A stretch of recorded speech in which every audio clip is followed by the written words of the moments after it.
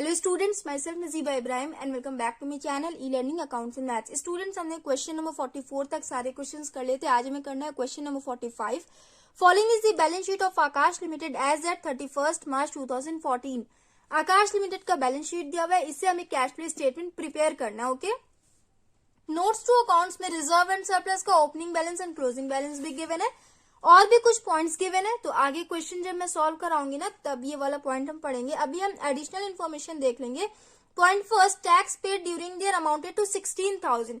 Current year में company ने 16,000 income tax पे किया।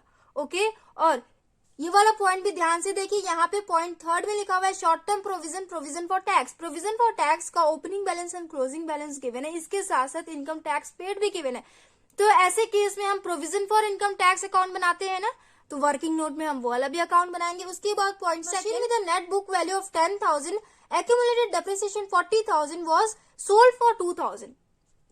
मशीन का बुक वैल्यू है 10,000, करंट ईयर में इस मशीन का मार्केट वैल्यू शो कर रहा है 10,000। ओके, ध्यान से वाला देखिएगा, थोड़ा सा डिफरेंट है। अभी तक पीछे के जो भी क्वेश्चंस थे उसमें कॉस्ट अमाउंट लिखा होता था, बट यहाँ पे बुक वैल्यू गिवन है, मतलब मार्केट वैल्यू। आज के डेट में इस मशीन का मार्केट वैल्यू कितना है? 10,000 है, जिसपे टोटल डेप्रिसिएशन लगा 40,000। एक्यूमुलेटेड डेप्रिसिएशन दिया हुआ है, मतलब जिस डेट से ये मशीन चल रहा है आज के डेट तक इस पे टोटल 40,000 डेप्रिसिएशन लगा है, जिसे कंपनी ने 2,000 में बेच दिया। ओके, तो चलिए देखते हैं कि वर्किंग नोट में ये मशीन अकाउंट हम कैसे बनाएंगे। एंड हमें प्रोविजन फॉर डेप्रिसिएशन अकाउंट भी मेंटेन करना होगा, क्योंकि आपके नोट्स टू अकाउंट में एक्यूमुलेटेड डेप्रिसिएशन का opening balance and closing balance दोनों ही गिवन है। ओके, चलिए स्टार्ट करते हैं। सबसे पहले ऑपरेटिंग एक्टिविटी से कैश फ्लो कैलकुलेट करते हैं ना, तो यहां लिखेंगे point A, cash flow from operating activities.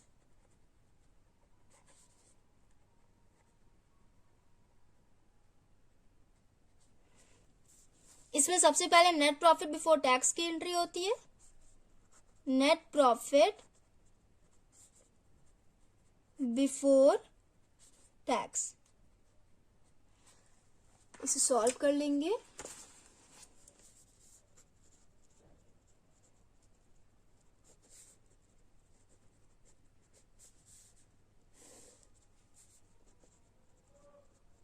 Profit and loss balance. तो देखिए स्टूडेंट्स, आपके नोट्स टू अकाउंट्स में रिजर्व एंड सरप्लस दिया हुआ है। Surplus balance in statement of profit and loss. Last year company को 1,10,000 प्रॉफिट हुआ था एंड करंट ईयर में कंपनी को 2,50,000 प्रॉफिट हुआ। करंट ईयर में ज्यादा प्रॉफिट हुआ ना, चलिए इसे सॉल्व करते हैं। Current year minus previous year करते हैं। अगर 2,50,000 माइनस 1,10,000, ये हो जाएगा 1,40,000। ये हो गया स्टूडेंट्स। इसके बाद इसमें हम रिजर्व अमाउंट को ऐड करते हैं, तो रिजर्व तो गिवन है नहीं।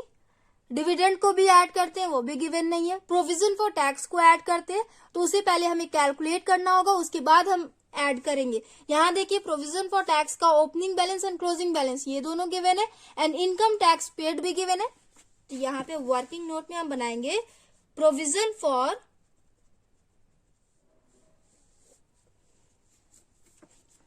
फॉर टैक्स लायबिलिटी होती है ना, तो इसका ओपनिंग बैलेंस कितना है? 11,000। ओपनिंग बैलेंस को हम क्रेडिट साइड में लिखते हैं, यहां लिखेंगे बाय बैलेंस BD 11,000।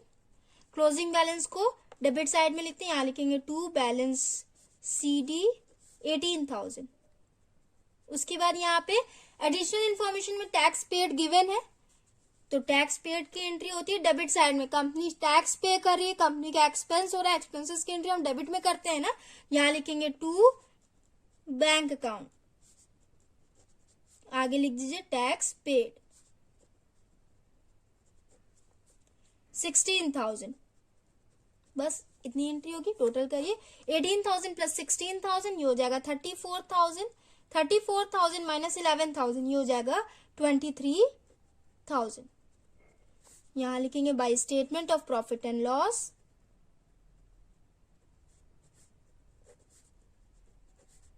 ब्रैकेट में हो जाएगा प्रोविजन फॉर टैक्स।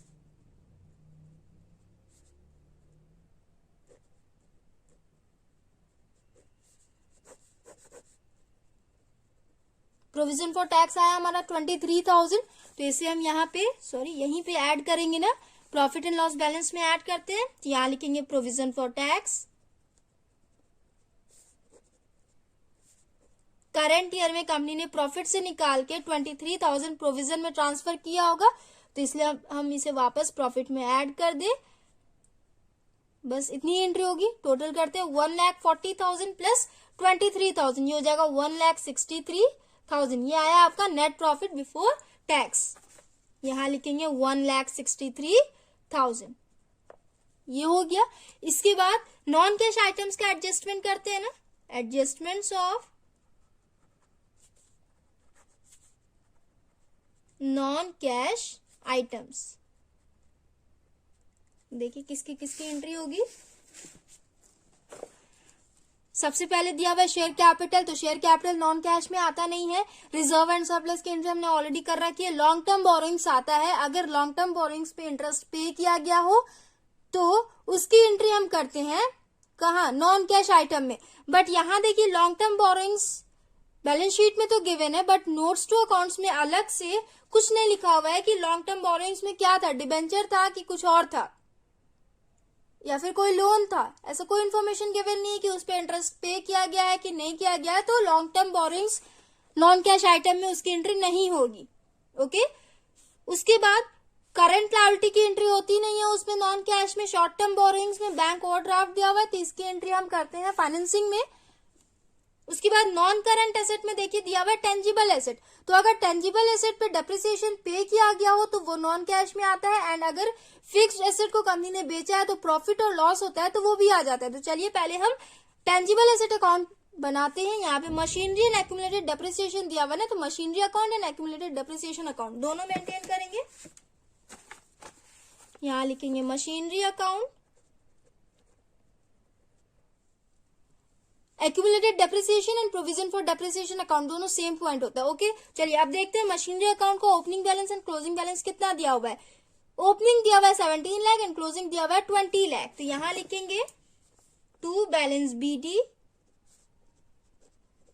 17 लाख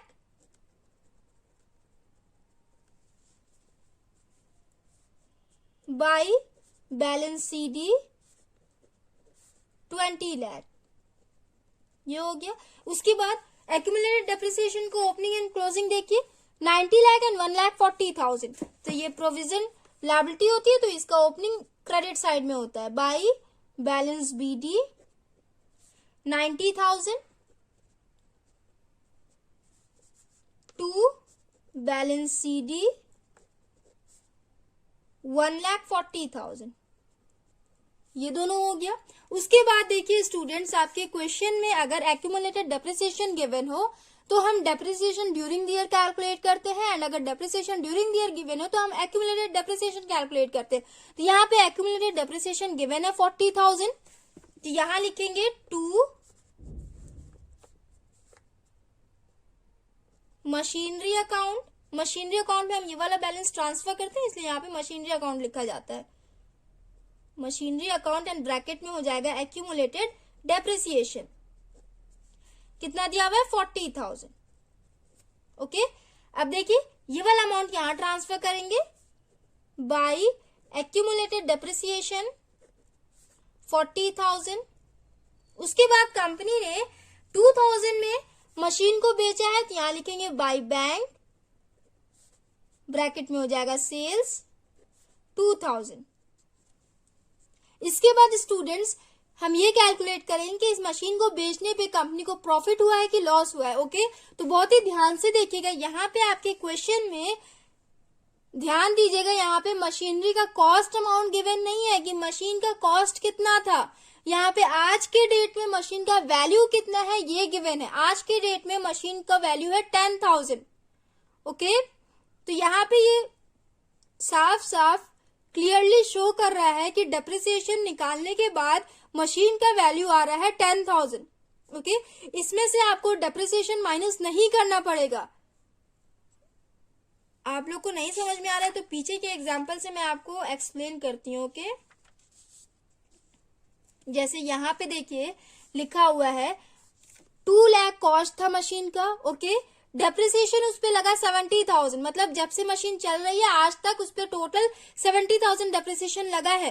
तो हम आज के डेट में मशीन का वैल्यू कैलकुलेट करते हैं ना, तो 2 लाख माइनस 70,000 कितना होगा, 1,30,000। आज के डेट में इस मशीन का वैल्यू हो गया 1,30,000, जिसे कंपनी ने 1,50,000 में बेच दिया।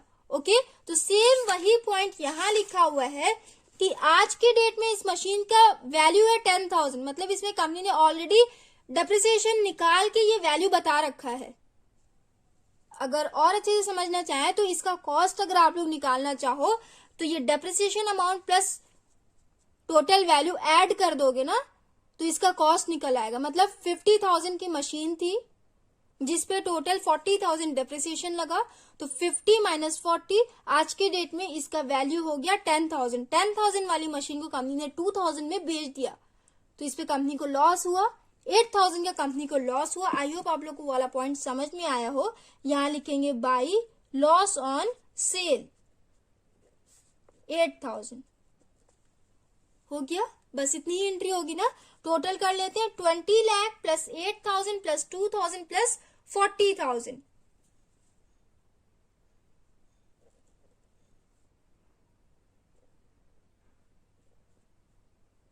ये हो जाएगा 20,50,000। 20,50,000 माइनस 17 लाख, ये हो जाएगा 3,50,000। यहां लिखेंगे टू बैंक, ब्रैकेट में हो जाएगा परचेज। आई होप स्टूडेंट्स आप लोग को ये वाला पॉइंट समझ में आया हो। उसके बाद देखिए यहाँ पे एक्यूमुलेटेड डेप्रिसिएशन ऑलरेडी गिवन था क्वेश्चन में, हमें depreciation during the year calculate करना है। तो 1,40,000 प्लस 40,000 ये हो जाएगा 1,80,000।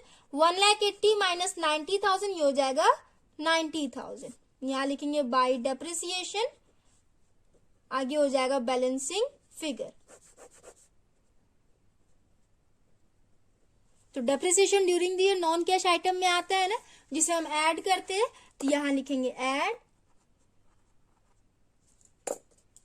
डेप्रिसिएशन।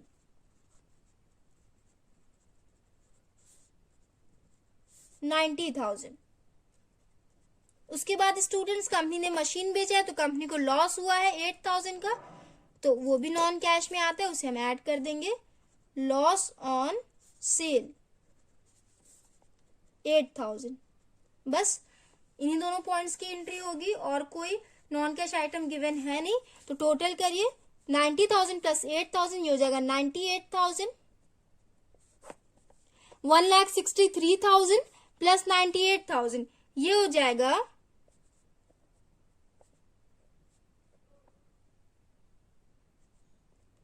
2,61,000। ओके, 2,61,000 आया आपका ऑपरेटिंग प्रॉफिट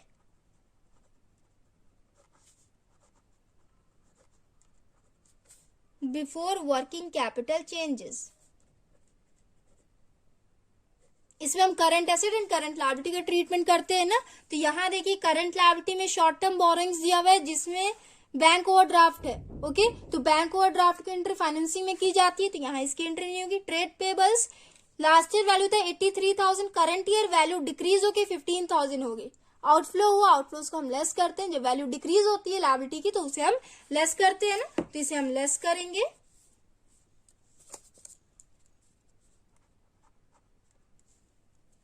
ट्रेड पेबल्स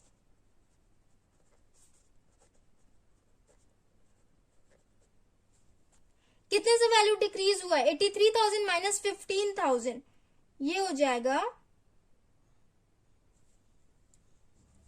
68,000 ये हो गया।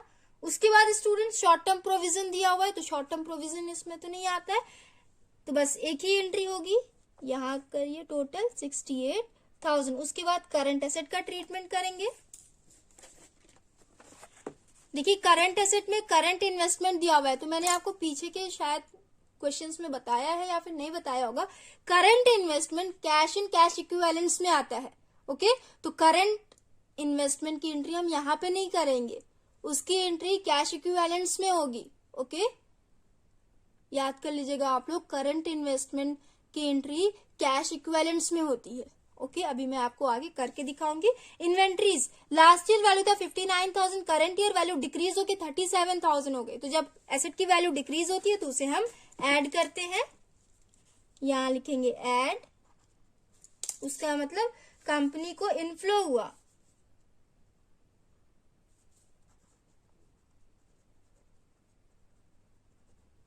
कितने से वैल्यू डिक्रीज हुई है? 59,000 माइनस 37,000, 22,000 से वैल्यू डिक्रीज हुई है, मतलब इनफ्लो हुआ, इसलिए इसे हम ऐड करेंगे। उसके बाद नेक्स्ट पॉइंट, ट्रेड रिसीवेबल।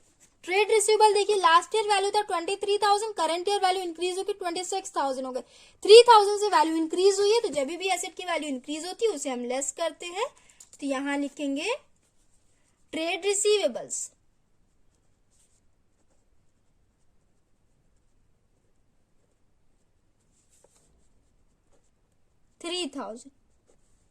कितना हो जाएगा? 22,000 माइनस 3,000, ये हो जाएगा 19,000। बस इतनी एंट्री होगी। टोटल करिए, 2,61,000 माइनस 68,000 प्लस 19,000, ये हो जाएगा 2,12,000। ओके, ये आया आपका कैश फ्रॉम ऑपरेटिंग एक्टिविटीज।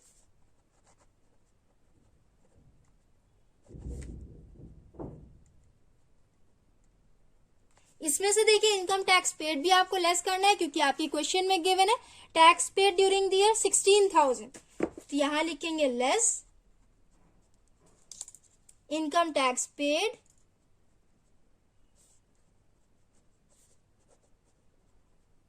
$16,000 से लेस करिए,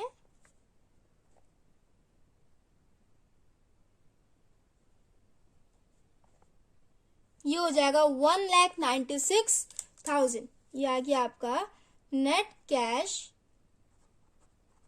फ्रॉम ऑपरेटिंग एक्टिविटीज।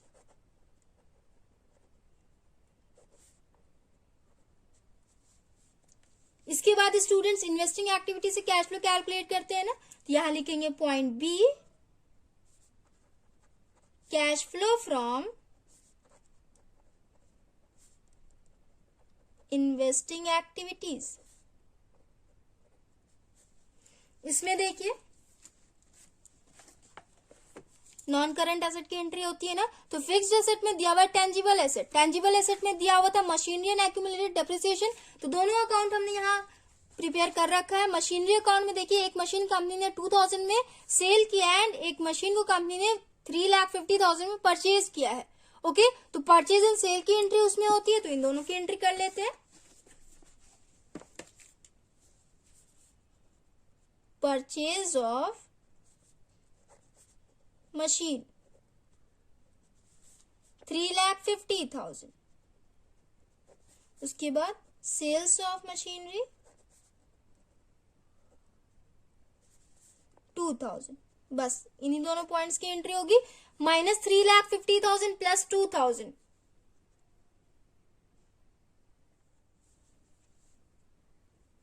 स्टूडेंट देखिए आपके बैलेंस शीट में इनटेंजिबल एसेट भी गिवन है ना, इनटेंजिबल एसेट में पेटेंट्स गिवन है। तो लास्ट ईयर वैल्यू था 30,000, करंट ईयर वैल्यू इंक्रीज होके 50,000 हो गए, मतलब कंपनी ने और परचेज किया होगा तभी वैल्यू इंक्रीज हुई है। मैंने आपको बताया था जब वैल्यू इंक्रीज होती है इंटेंजिबल एसेट की तो वो जाता है इन्वेस्टिंग में, तो इसकी भी एंट्री हम करेंगे इन्वेस्टिंग में। यहां लिखेंगे परचेज ऑफ पेटेंट्स,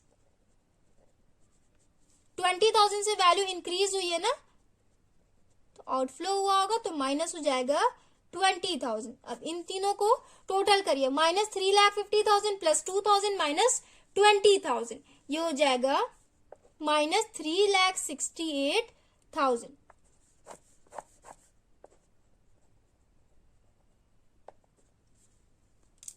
ये हो गया आपका cash used in investing activities, ये हो गया। इसके बाद फाइनेंसिंग एक्टिविटी से कैश फ्लो कैलकुलेट करेंगे, point C, cash flow from financing activities, इसमें सबसे पहले शेयर कैपिटल की एंट्री होती है ना। तो यहाँ देखिए लास्ट ईयर वैल्यू तो 14 lakh, current year value increase होगी 15 लाख हो गई, मतलब कंपनी ने और शेयर्स इश्यू किया होगा तभी कैपिटल की वैल्यू इंक्रीज हो गई है। 1 लाख से वैल्यू इंक्रीज हुई है, तो यहाँ लिखेंगे इश्यू ऑफ शेयर्स 1 लाख। उसके बाद long term borrowings, last year value था 1,25,000, करंट ईयर वैल्यू हो गया 2 लाख, वैल्यू इंक्रीज हुई है, मतलब कंपनी ने और कैश बोरो किया होगा तभी वैल्यू इंक्रीज हुई है, तो इसकी भी एंट्री कर लेंगे। लॉन्ग टर्म बोरिंग्स फाइनेंसिंग में आता है ना, यहां लिखेंगे लॉन्ग टर्म बोरिंग्स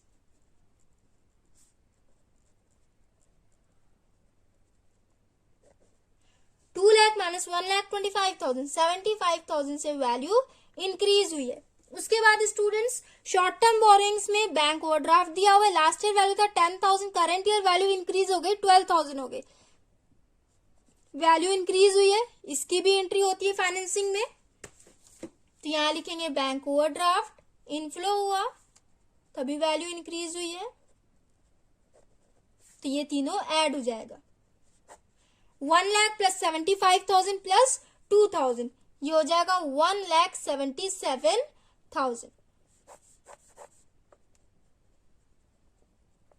ये आया आपका cash from financing activities.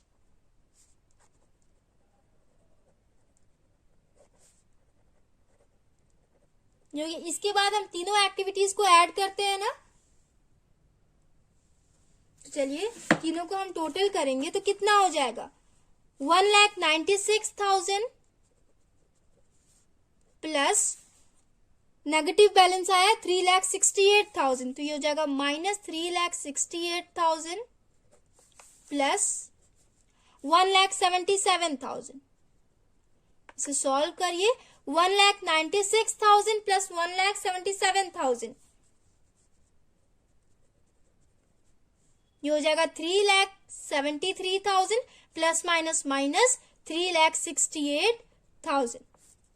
3,73,000 minus 3,68,000, ये हो जाएगा 5,000। ये आया 5,000, तो यहां लिखेंगे net increase in cash equivalents.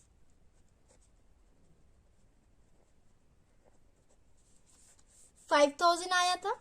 उसके बाद देखिए कैश इक्विवेलेंट्स का बैलेंस हम कैलकुलेट करेंगे, क्योंकि यहाँ पे दो पॉइंट्स गिवन है कैश इक्विवेलेंट से रिलेटेड, एक current investment and second cash and bank balance. तो इन दोनों का opening balance and closing balance पहले हम टोटल कर ले, उसके बाद यहाँ आगे का सॉल्यूशन करेंगे। कैश इक्विवेलेंट्स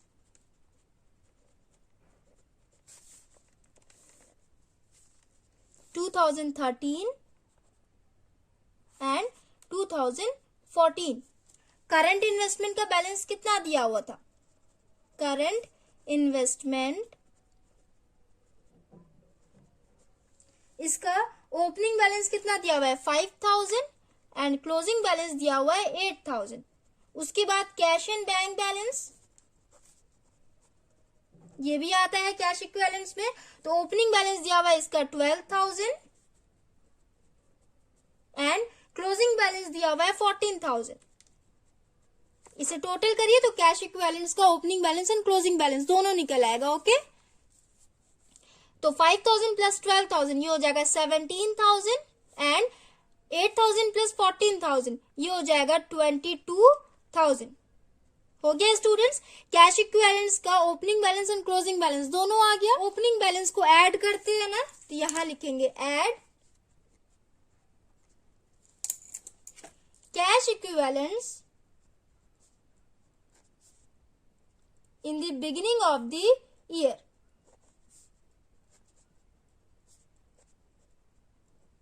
$17,000 है, यहां लिखेंगे 17,000। तो इन दोनों को टोटल करिए, 17,000 प्लस 5,000 कितना हो जाएगा, ये हो जाएगा 22,000। 22,000 आया ना। यहाँ देखिए क्लोजिंग बैलेंस ऑलरेडी हमारा 22,000 शो कर रहा था, वेरीफाई हो गया कि हमने सॉल्यूशन करेक्ट किया। यहाँ लिखेंगे cash equivalents at the end of the year.